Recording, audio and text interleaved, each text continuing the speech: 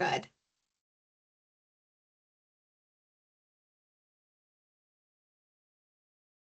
All right. Hi, y'all. Great to see you. Looking forward to another year of this competition. I'm going to just pass this right over to Patrick O'Connell, who is our lead for the CISO C-Suite video portion of the competition. Patrick, take it away. Okay. Oh, and there's Lisa. Lisa's also at P&L. If you guys remember, those of you who did the competition last year, Lisa got up in front of everybody and sang about the National Lab Complex, and it was amazing. Yes. All right. So I'm Patrick O'Connell. I do lead the scoring for our C-Suite videos. If you've done this competition before, of course, hopefully you submitted a video. I just want to, before we get started and going through the scenario and the rules, I kind of want to start with the motivation, because I remember what it was like when I was at university. I got into computer science because I wanted to essentially play with computers all the time there in the late 90s, and that was an excuse to do so. Quickly realized that being able to convey thoughts, being able to speak with decision makers who might not necessarily have a technical background is incredibly important to get things done. And if we're going to send you out into the cybersecurity world as professionals, we need to know that you can actually convey those thoughts and get your recommendations, get your mitigations actually paid for and done. So it's not good enough just to be able to say, hey, we need to do all these mitigations. We need to get this technology. You actually have to convince somebody to pay for it. And so that's really the motivation behind the video portion of this competition. It's part of a healthy cybersecurity program to be able to convey risk to stakeholders that allows them to make good decisions. These videos show that you understand how to map cybersecurity risk to core business risk. Again, because that's the motivation to actually fix things. The stakeholders, the people who control budget, have to weigh a lot of different risks. Cybersecurity, although we think it's the biggest risk and the most important, might not be. And so we need to convey how those risks balance against other risks that the C-suite has to be concerned about. Being able to propose both strategy and immediate mitigations is important to these decision makers. They want to know that you're thinking about the big picture as well as the immediate things that need to be done. And both those are part of this competition. So remember, as we go through, and we're gonna talk about the rubric and the scenario and the tasking, that these videos are going to be judged as if it's being presented to the actual C-suite, right? And so the rubric, the rules are going to reflect that. And again, we'll have questions at the end. Meantime, I'm going to share a couple things.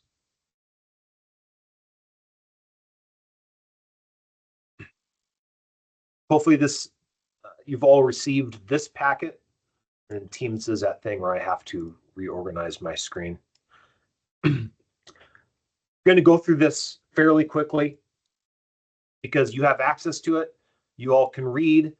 You can ask questions. We have a Discord. If there's anything that you're confused about as far as the rules, and again, we'll have opportunities today to answer your questions as well.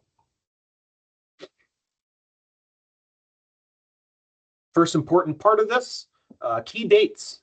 So these videos are due. So links to your video are due to us by this coming Monday, November 3rd. Okay. 8 a.m. Pacific time, 10 a.m. Central time, right? However you want to do your local time, adjust, but that's when they're due, because we're going to start scoring them that week. We do have a late submission deadline, November 7th, again at 8 a.m. So if you can't get it done by this coming Monday, and again, remember, other activities are also going to start that next week, then please consider doing a late submission. It's only a 25% deduction, but overall, this video is worth 1,250 points. And so it's important to at least get some video in, even if you're going to take that 25% late hit. It's a 5-minute video, and it's not super complicated. A lot of the mitigations and strategies are going to be things you're going to be thinking about anyway. So again, please, I can't tell you what you'll get with the late submission, but it will be bigger than the 0 points you get for no submission. So keep in mind those dates. You should all have the scenario by now. I won't go over that again. So make sure you read it well. Think about what the C-suite of Obsidian Rift is concerned about as you formalize your strategy and impacts to their core business.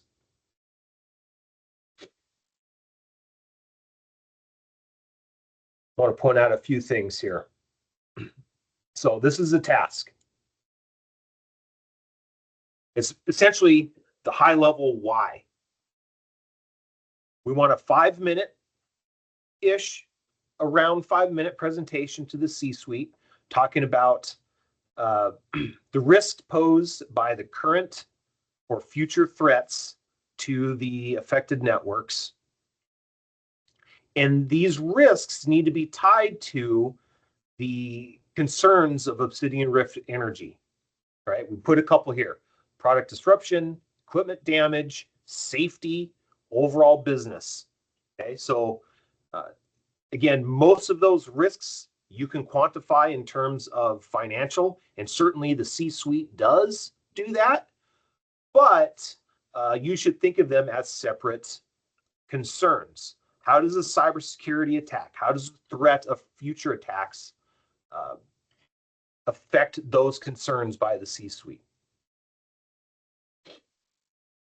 We want a summary of your strategy to reduce these risks or contain current risks,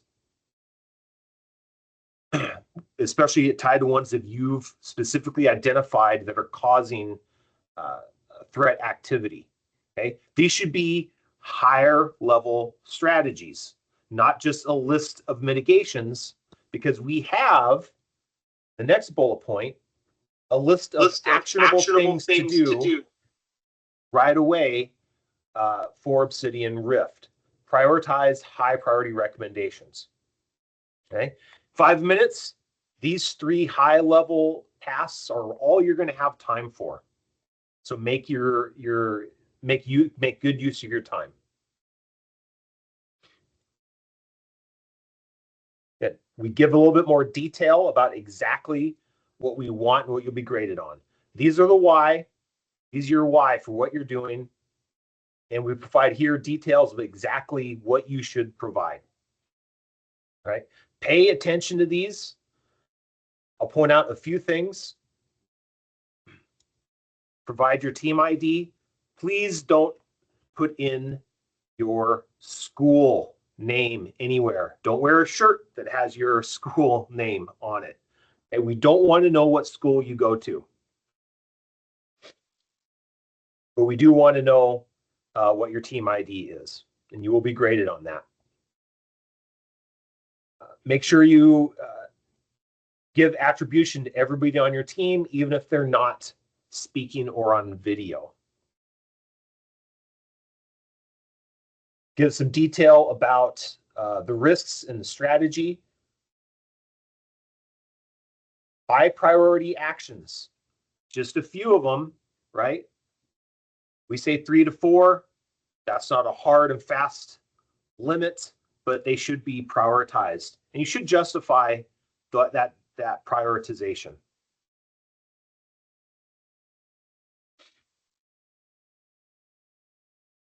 And again, pay attention to this note here, right? There's lots of recommendations that you can make, right? But you remember, you've got a pitch to the C-suite and they have specific concerns they want to know, right? Which goes back up to here. What are the risks posed by the current and future threats? What's our overall strategy? And what can we do right now? What do we need to do right now? Okay, not everything. They don't have time for that. They need to know those 3 major areas. They only have 5 minutes, and they're busy people. They got other stuff to do. Okay.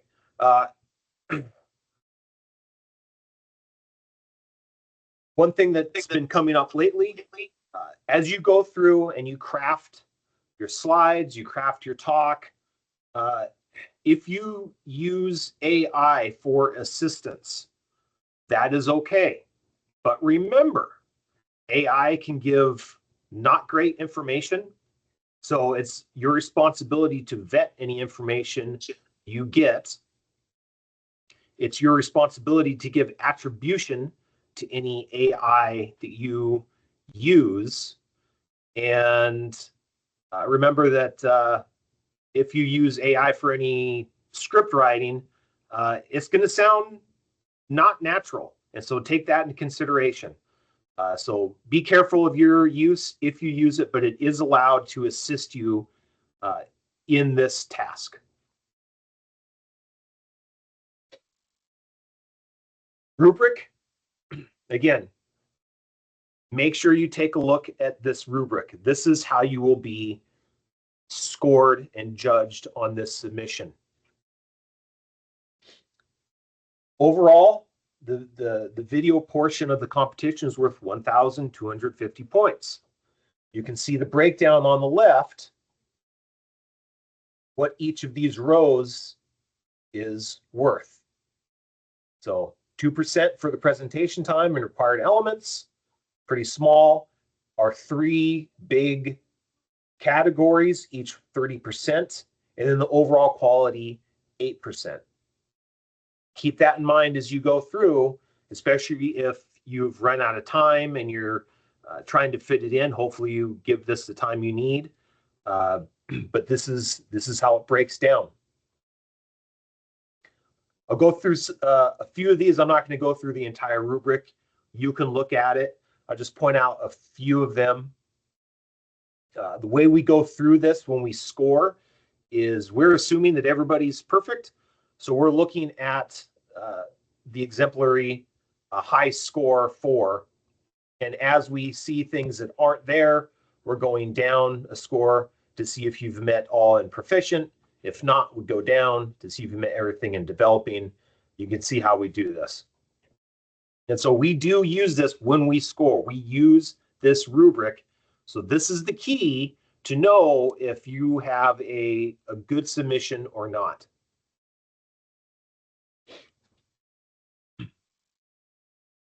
Couple I want to point out, to keep in mind that we've seen that sometimes some teams struggle with. Presentation is suitable for all members of the C-suite. Jargon is avoided, okay? Really look at the words that you're using that everybody on your team might know what it means. Everybody in this competition might know what it means, but C-suite members might not. So really, it's not necessarily dumbing it down. It's using common language that's not specific to IT or cybersecurity. Really make sure you avoid jargon without talking down to the C-suite. Please don't do that. That's won't be good for your career.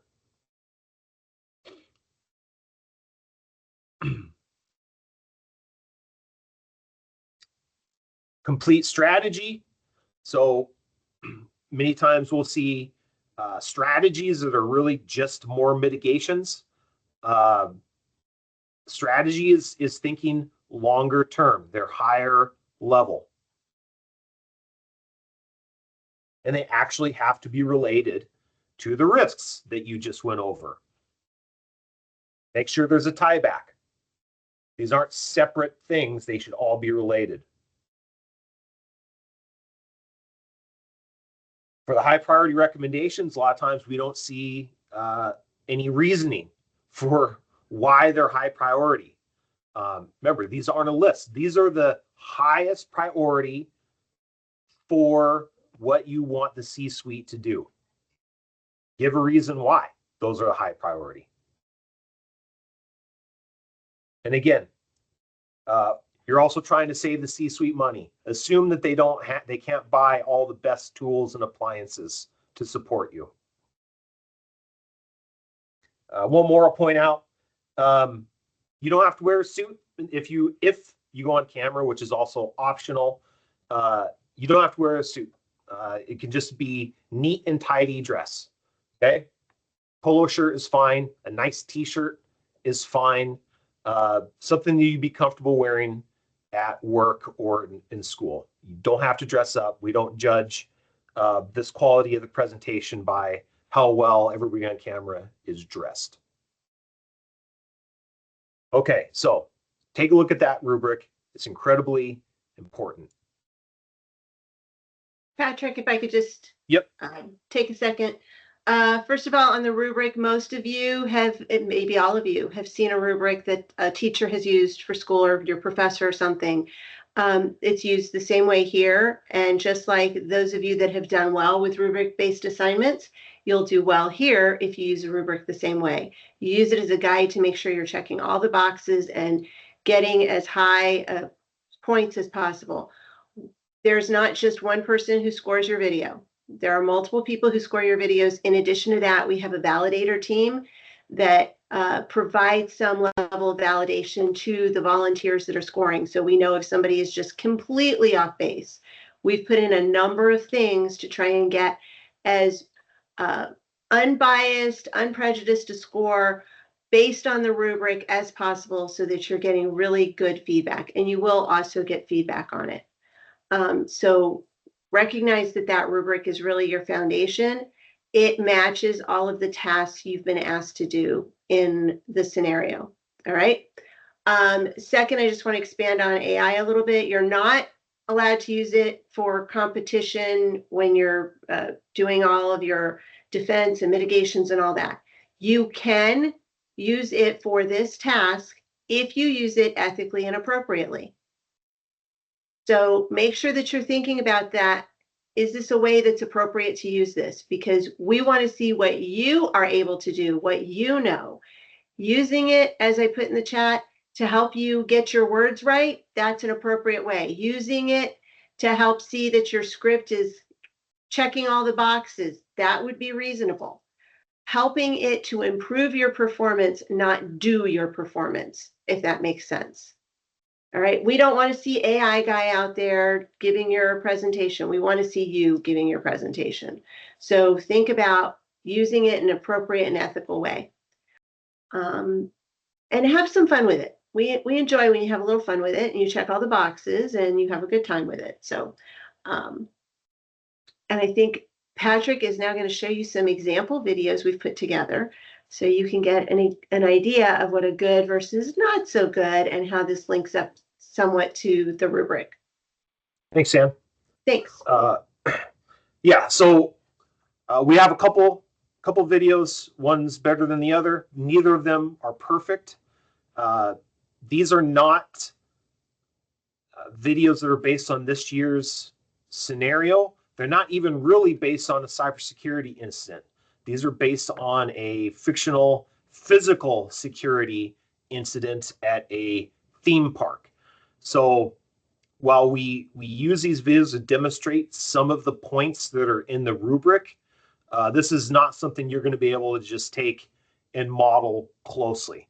So take these as an example of some of the things we're talking about, especially when it comes to professionalization, when it comes to talking about risk.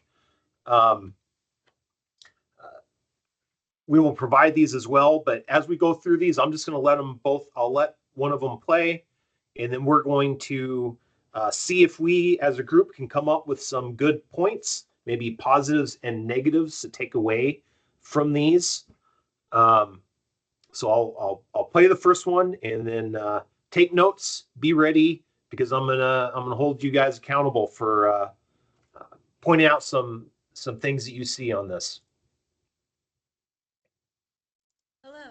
Today we will be discussing a security incident that occurred at the Lunar Quest Family Fun Zone. Presenting for Team 00 is Kelsey and Jared, with contributions from our security response team, Amy, David, Leah, and Clayton. The security incident that we are briefing you on today is regarding a physical security breach into Lunar Quest Family Fun Zone, where a threat actor was able to enter the park through an exposed hole in the perimeter fence, bypassing the traditional entrance and security checkpoints. While in the park, they were then able to distract and draw away sales employees using a stolen Lunar Quest walkie-talkie, leaving their stations unattended. The threat actor was then able to implant a device on the point-of-sale systems, collecting financial identity information from credit card transactions. It took security personnel 12 days to discover all the devices implanted on the system, with an estimated 150,000 card transactions with potential theft occurrence. While Lunar Quest is not liable for the financial loss of any stolen funds of the customers, it is likely Lunar Quest will face backlash through class action lawsuits due to negligence as well as damage to their reputation, causing an excessive drop in park attendance that will result in loss of revenue. There is also the risk that another break-in attempt could be made to the perimeter fencing, giving unauthorized access to the park. Our suggested strategies for reducing this risk will greatly enhance the physical security of Lunar Quest and provide continuous resources for employees. All these implementations can be completed over an estimated 3 years, costing an estimated total of $200,000. Cashier terminals can be secured by constructing physical enclosures with authorized keycard access, ensuring only approved personnel can enter the space. For food and gift carts that move around the park, employees can be given handheld point-of-sale systems to always keep with them or stored in secure facilities when not in use. Enhancing the security of the park perimeter can be done by reinforcing the perimeter walls with more durable materials that cannot be cut or broken into, as well as installing high-definition cameras at regular intervals along the perimeter of the park, preventing any blind spots. Staff training procedures and policies need to be updated to include situational awareness, customer relations, communication methods, as well as security policies for employees to report any suspicious behavior of not only park guests, but employees as well. These policies should be reviewed regularly by upper management and updated as necessary. While we develop our long-term security improvements, there are several measures we recommend that can be implemented within the next 6 months and will cost under $5,000. Enhancing situational awareness is a key priority that can be done at no cost. Staff should be trained to remain at their station until another team member can be present to relieve them. The perimeter can be secured at no extra cost by having security personnel conduct more frequent sweeps of less trafficked areas and blind spots in the current camera network. Repairing the damaged fence and checking for any further damage will secure the current perimeter for about $500.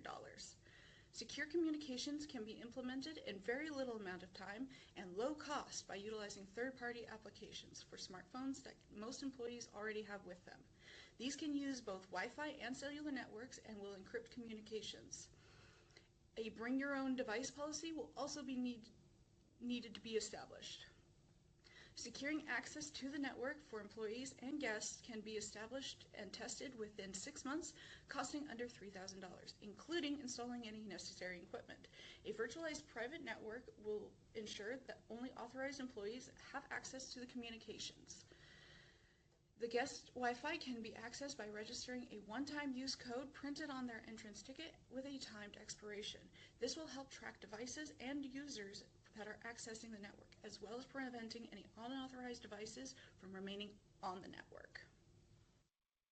Thank you for your time. If you have any further questions, feel free to reach out to us. Okay.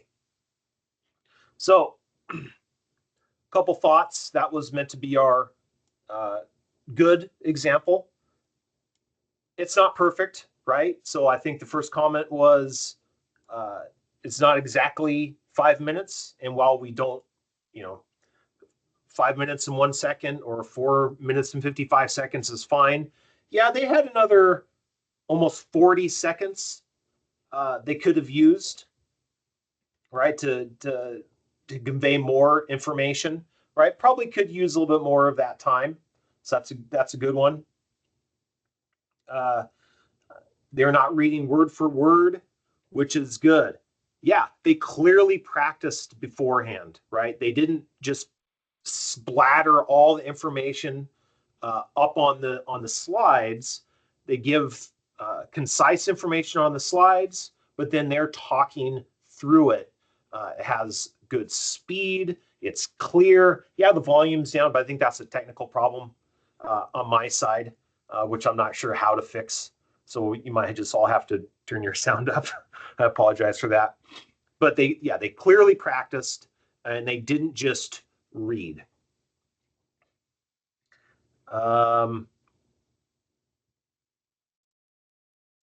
Didn't like the graph.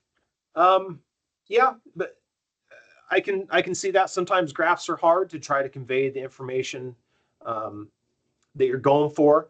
But usually graphs can be a good way, especially if you are justifying its existence through your words. And they did refer to that and it supported their arguments. Time management, yep. Yeah, I think even though we already mentioned they could have spent the last 40 seconds with more information, they didn't dwell on any one thing. They kind of moved through it and had a good balance of the different topical areas.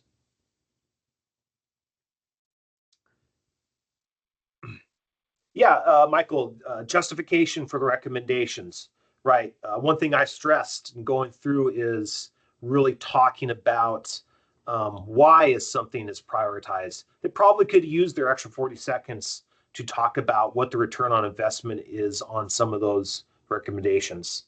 Absolutely.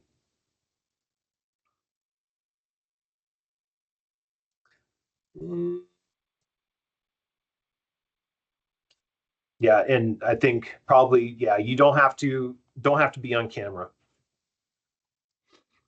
A couple other things that I like about this. Uh, I think jargon. I think the most jargony word I heard was social engineering, um, and that's mostly understood. I think that's an okay term to use. Most people, I think, in a C-suite would be able to understand that. Um, although it was pointed out that they didn't completely justify the prioritization of the actions. You can see a flow from here's the risk of what's going on, here's the risk to the customers and bottom line if no action is taken. And in the strategy, you can see a line of the strategy addressing those risks and the immediate actions also being related to the strategy and the business risk. So there's a flow there. The recommendations are concise and actionable, and they include costs as well. Again, an estimate on costs, not exactly, but they give at least a ballpark to help the C-suite decision makers. And finally, the whole presentation looks the slides look professional. They're clean. There's not too much information. They're consistent, which goes as well. They chose to be on camera for this, and they're also the picture there was clean and neat as well. Okay. I'll see any other ones. Thank you guys for participation. I think there'll be more comments on our example that's not as good. Again, this is the same scenario, physical security intrusion at a theme park.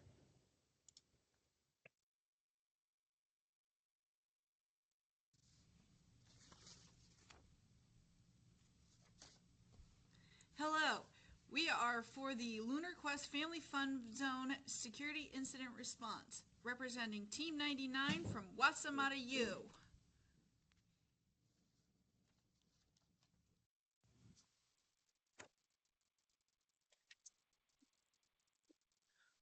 theme park faces significant operational, reputational, and financial risks from physical security breaches and unauthorized park access.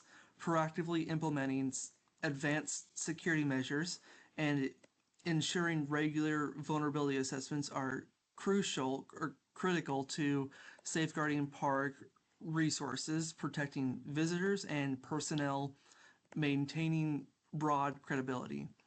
Park organizational personnel were subjected to a successful social engineering vector wherein adversarial actors exploited cognitive bases and trust-based protocols to elicit unauthorized disclosures of privileged information through manipulative human interface attack methodologies.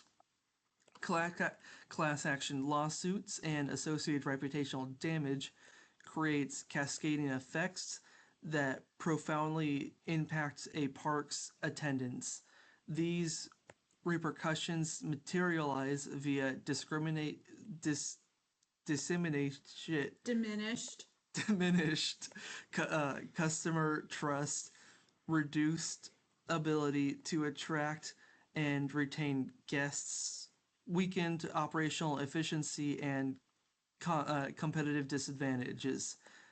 The interplay between legal liabilities, negative park sentiment, and attendance decline reinforces the harsh implications of such crises, highlighting the need for proactive risk migration, crisis management strategies, and long-term brand rehabilitation to sustain park patronage and financial solvency.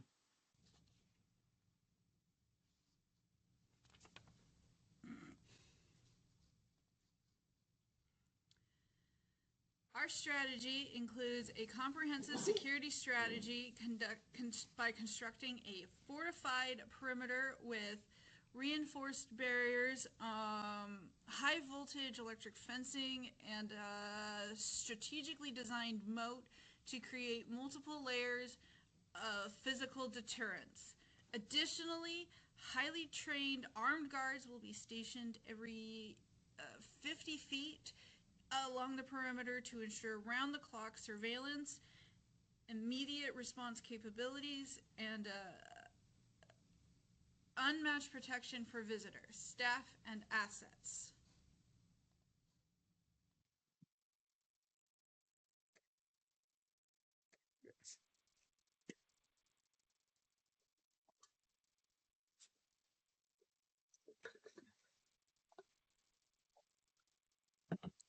Our recommendations are that we fire all employees, cash only is accepted, no electronics allowed inside the park, employees now communicate via semaphone flags, no outside food or drink, no firearms, pat down guests upon park entry, no rude guests, no crying babies, no shirt, no shoes, no service.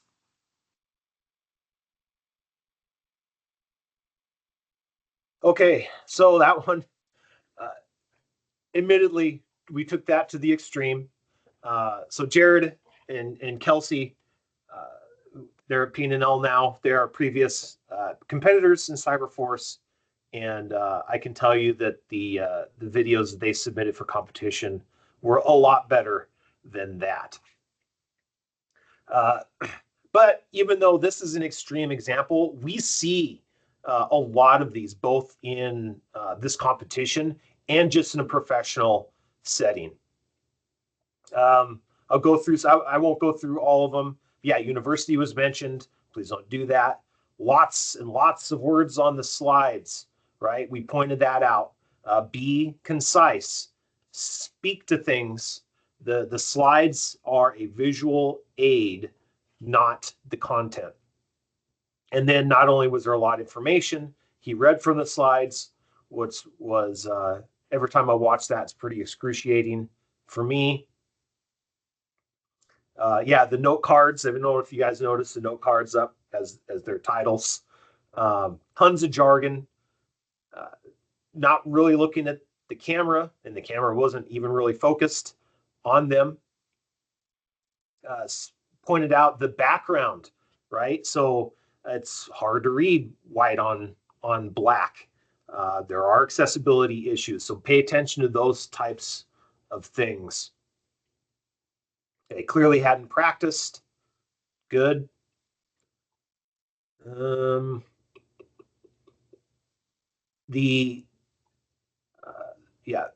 The photo picture, of course, with the slide with all the pictures was ridiculous. Something that's not so obvious is that there wasn't really a big connection between the risks that they talked about. Their strategy wasn't really a strategy. It was just more lists of mitigations. And then the mitigations themselves weren't tied. Nothing was tied together. They weren't really realistic. There wasn't really priced out. They didn't talk about why they were priorities or why they were doing things. It was just a list of stuff they want to do.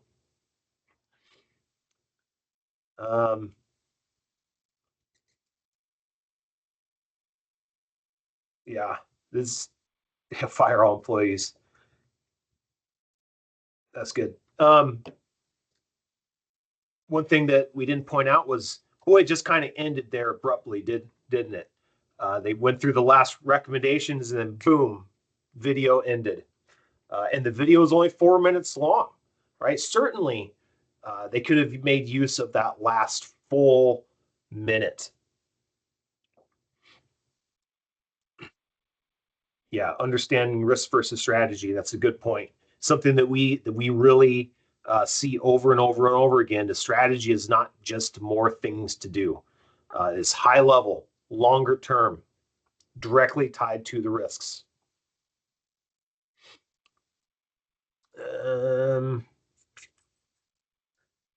I think somebody mentioned the confidence. That comes across really. It's being nervous in front of other people, or even in a rehearsed videoed presentation. That's something that's always going to be there. But the more you prep and practice without reading, okay, a lot of times people will be nervous about something like this, and they'll just say, I'm just going to write down everything I'm going to say. Okay, that will help with your confidence, but then you're just reading and people can see that. And so the best thing to do is get your script, maybe get bullet points for what you want to say, but not exactly how you want to say it. Practice it, do several takes, and that will take care of the appearing not confident in the words, of just being able to know what you're saying. It comes across even if the confidence might not be there in reality. And again, that's also a good point, because going to the C-suite, if they don't think you're confident in what you're saying, they're not going to take your mitigations seriously. They're just not, even if you have all the content there. And Patrick, if I may, we tend to focus a lot on the presentation of the information, but the information that you're conveying is actually the larger part of the rubric. Yep. Making sure that we can understand, that your scorers can understand what you perceived as the risks, and not just cyber risks. This is business risks. This is why you don't have access yet, because we want you to focus on risks overall and not just dig in and say, well, this has not been secured and so that's a risk. We want you to really focus on that.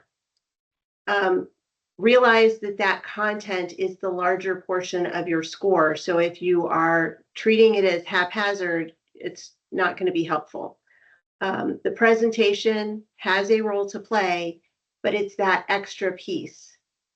Again, there's a late submission. If you can't get it done, and it's a choice between not turning it in at all or doing it late, do it late, because something is better than nothing. If you're almost there and it's just a couple of little points you're going to lose, turn it in on time rather than late. So you have to balance those. This is you making a choice, using your strategy for how you're going to get the most points possible.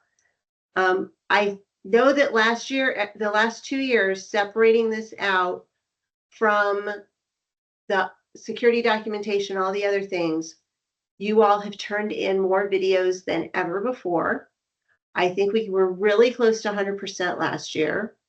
Would love to see 100%, whether they're all on time or a mix. 100% on time would be amazing. Yeah, yes, I just gave you a challenge. 100% on time. There's your challenge, or at least as close as you can get. And yes, the video quality has increased, and as well as the submission rate. We've seen a much higher quality video with you not having to do it at the same time. And again, on the AI, if you did a script and AI wrote it and then you just got out there and read it, I guarantee you AI is going to put in words that you're going to be like, I don't know how to say this, and it's going to sound ridiculous. You want to do that for fun? That's great. Please don't make us watch it. We really love watching it where you're nailing everything, where you're getting all the points down. It makes it a lot easier for us, and it makes us feel, good that you got something out of it, because you're demonstrating that you've learned something, whether you learned it in school or learned it as a result of trying to get this task done. Right. Let's see. School names in your team names deal with including your team name. You don't have to include your team name on the C-suite video. The only thing you have to include is your team number.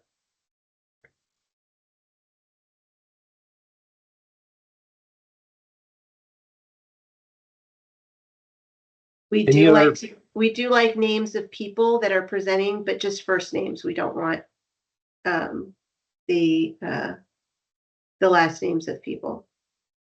And thanks, Lisa. To reiterate to everyone, since I know this became such a big thing for everyone when you joined Discord, we're going to forget the team IDs that you had during registration. That was your registration ID. Your team IDs have been reassigned. Again, that's done purposefully. They're in Discord in an Excel sheet, or once you're in Discord, it already told you what your team number was, because that's the preceding numbers to your name. That's your team ID. So it's T whatever. So 27, 36, 52, whatever you are, that's what they want in the beginning. So it's no longer, unfortunately, you become a number, so that the bias is hopefully reduced to everyone that scores. And honestly, moving forward, that is what you will be for everything turned in. Moving forward will be team, whatever number you are. Yes, we prefer you not use last names on your videos. Just use your first names. It's fine. We're trying to make sure you're protected in all ways possible. And maybe I just don't like Joe Smith, but Joe's fine. People have unconscious biases, and so, we're reducing those.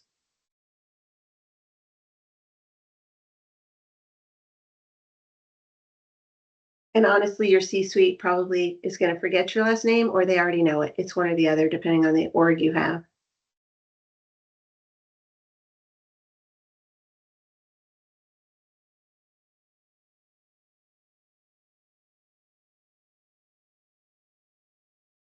Sports hate is real. Don't come at me with that. Leave your university name out of it, please. All right. This question, Patrick, I'm gonna let you try this one. It's supposed to be a scenario of live presentation. Yep. Is editing, cutting. Yeah. No, it's not discouraged. Please edit as much as you want or feel like. Please don't make it look like a trendy YouTube video with lots of crazy action cuts and memes. Kind of keep it to our, the flow of our first example there. But yeah, Jared and Kelsey used editing software to create that. So we're not just trying to emulate a live presentation. Yeah, Jared put in, that's a good point. Was that Kden Live? That's free. It's good free editing software. So you don't have to spend money on on fancy editing software if you want to edit it. I'll also say that it's really easy to do a quick edit of your presentation on a single slide in PowerPoint. And I think Google has the same option where you can just re-record just that slide. And that's a different form of editing, but it's already built in if you already have access to PowerPoint. Really easy. It even lets you like move your little picture around and stuff like that. So there's a lot of stuff already built in. You just need to play with it. And then the second part of that question, yeah, I think we probably answered, you don't need to do it all in one take. So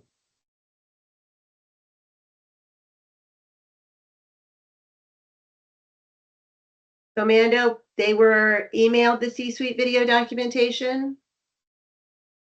Yes, I sent Right. it twice. Once yesterday and once today.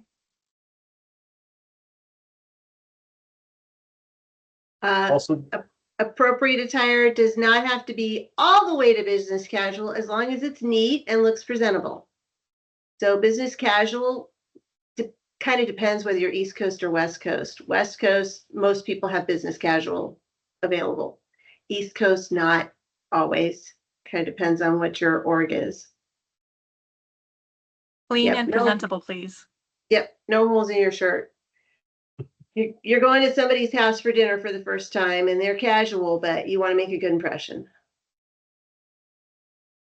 And it's also perfectly acceptable to set your camera up, your phone, your camera, whatever, and video. Just put it on an iPod or something stable so it's not shaking, and record presenting live in a classroom.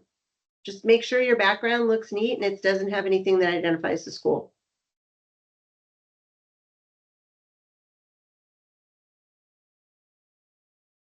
We want to any other make it as questions? easy for you as possible.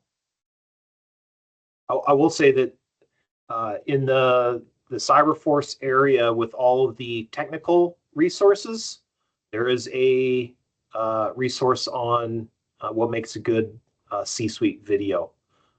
That might be good to look at as well as you go through this.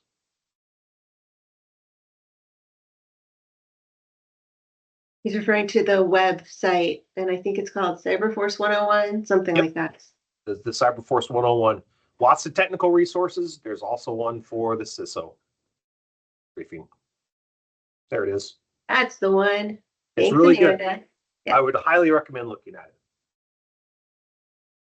For those of you who have worked in customer service, because I know that's often a job that one has in college, you're selling your ideas.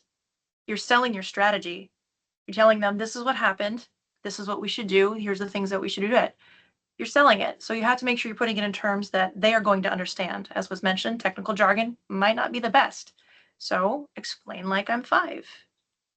Within reason, of course. So sometimes it helps to put it in that mindset. Like, oh, I gotta tell these people these things. We're selling this. So sell it to them.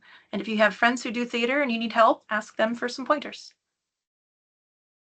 Grandma or grandpa never had cyber security, but they're smart individuals. That's who you're talking to, right? I mean, maybe your grandma and grandpa did, but just saying, there's somebody in your life that's a smart person, but has never done cybersecurity, and that's who you're talking to. You want to explain it to them.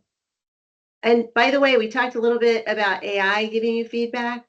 You know who else can give you feedback?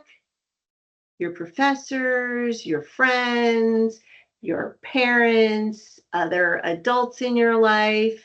Probably not a 5-year-old, probably going to focus on something different, but get feedback from a real live person. Physically or mentally 5, asking for me. Well, okay, fair. Yeah.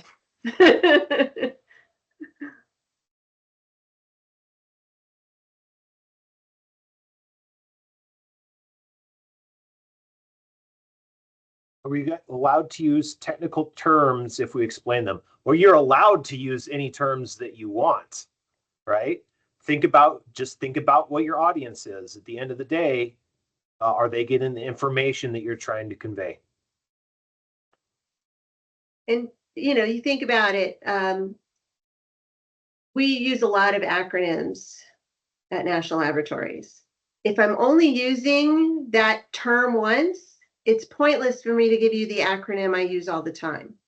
If I'm using it 10 times, I'm probably going to use the acronym. Same idea. If you're going to use the word over and over again and it's easier to define it and then use the word, that would be appropriate.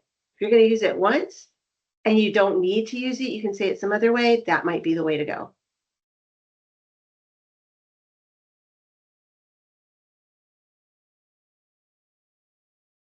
Yeah. Other questions, y'all?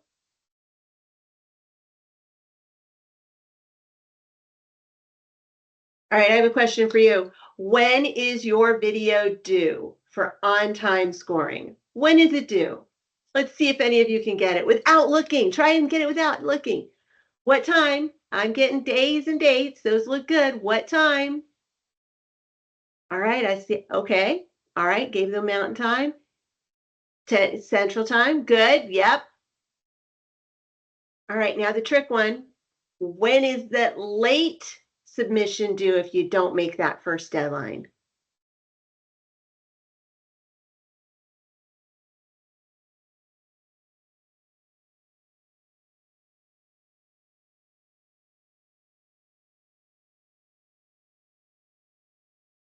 We fall back the weekend before, Patrick, except for Arizona. They're special. Yeah, yeah. Somebody had Something to keep in mind. 11-8. You probably need to double check that.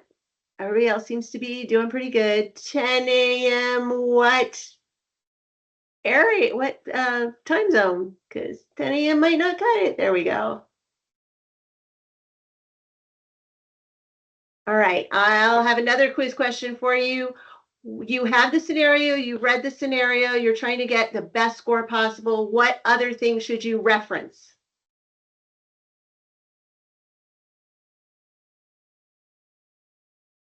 Yay, Anthony. Excellent. Rubric. Rubric was what I was looking for. Excellent answer.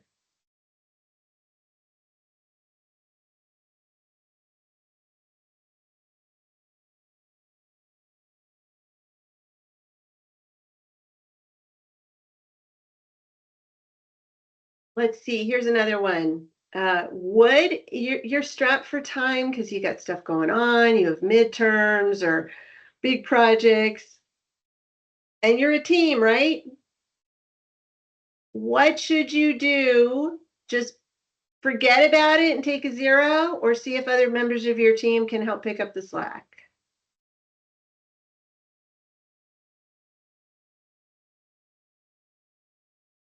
Oh, they're having to think really hard. Oh, they don't have time anyway. Pick up the slack. Yep. Talk to your team. You know, maybe this week's bad for you, but next week's going to be better. So you're going to do more on the security documentation, getting prepped for the competition, and ignore everything except CyberForce. All right, that's a choice. Hopefully your grades are already stellar, and so you can afford a little.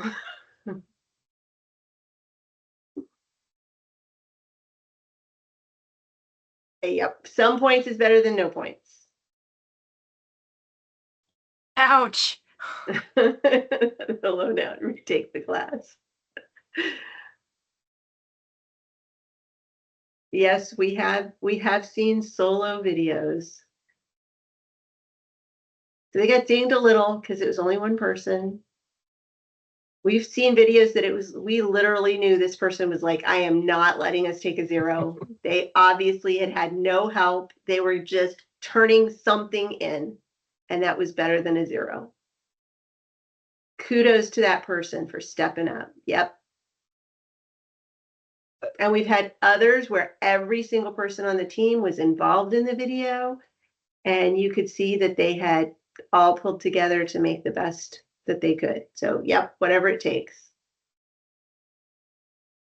And Ann pointed out earlier, but we do have several people scoring your video, and we have a lot of oversight to make sure all the videos are scored fairly, have a lot of different eyeballs on them. We also compile the comments that the scorers make on your video so that you can see some of the areas you can improve on next time, see some of your strengths, as well. So you will get that. So even if you think the submission won't matter much in your final score, it's worth doing just so that you can learn and get the feedback.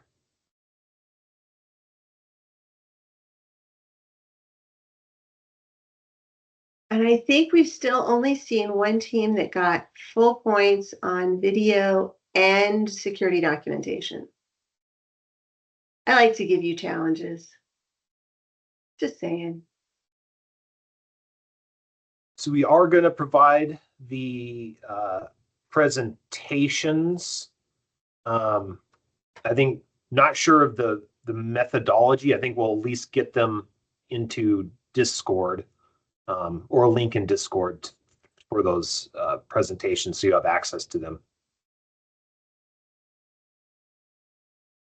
So everything that was talked through today, so both those videos will get uploaded to our YouTube channel, and they will be posted for you all in Discord over again the next day. Along with this video from today will also be posted on the YouTube page and will be posted in Discord for anyone that was not able to make it on your team, or you want to just rewatch for the fun of it, or for clarification purposes, as well as everything else that has been talked to in the chat. So the logos that were requested are already in Discord. The CyberForce 101 is in Discord.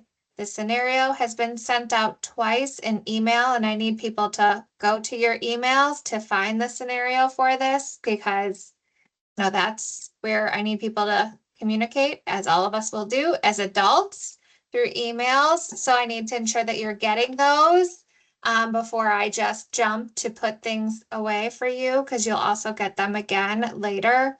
And then anything else that is needed throughout the time, if you have questions, if you go into Discord, you see a C-Suite and security doc ticket. You can submit a ticket in there if there's questions specific to what your team can or can't do, or you have something that you need to clarify post this fireside chat here that will conclude here in just a minute. But before we do, is there any other final questions for C-Suite today?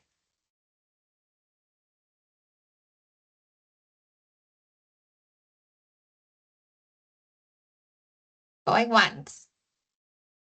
Going twice. No. All right. I'm going to stop recording. Thank you all for coming on this very first one.